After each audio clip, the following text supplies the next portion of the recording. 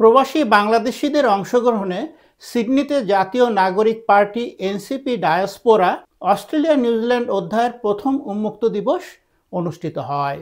গত ২৬শে জুলাই শনিবার সকাল ১১টা থেকে বিকেল ৫টা পর্যন্ত ল্যাকাম্বার এলএফসি ক্লাব হাউসে আয়োজিত এই দিনব্যাপী অনুষ্ঠানটি পরিবার বান্ধব পরিবেশে সফলভাবে সম্পন্ন হয়। দিনব্যাপী আয়োজনে ছিল পোস্টার বেকিং ওয়ার্কশপ, মধ্যাহ্নভোজ, এনসিপি অ্যালায়েন্সের পরিচিতি পর্ব, কেন্দ্রীয় নেতৃবৃন্দের সঙ্গে প্রশ্নোত্তর পর্ব, উন্মুক্ত নেটওয়ার্কিং এবং নতুন সদস্যদের স্বাগত জানানোর আয়োজন।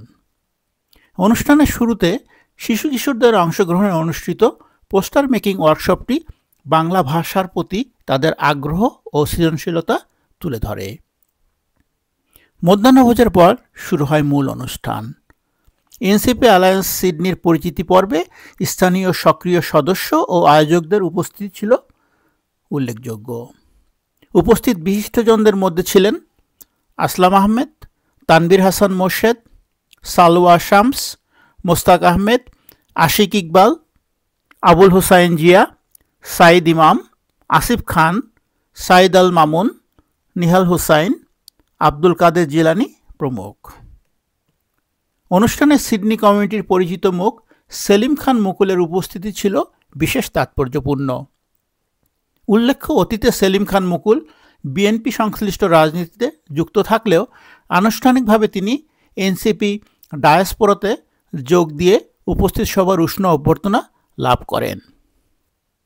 এনসিপি অ্যালায়েন্স অস্ট্রেলিয়া কমিটির প্রতিনিধি সালোয়া শামস তার সংক্ষিপ্ত উপস্থাপনায় উপস্থিত অতিথিদেরকে এনসিপি অ্যালায়েন্স সম্পর্কে পরিচয় করিয়ে দেওয়ার পাশাপাশি এর মূল লক্ষ্য ও উদ্দেশ্যসমূহ তুলে ধরেন।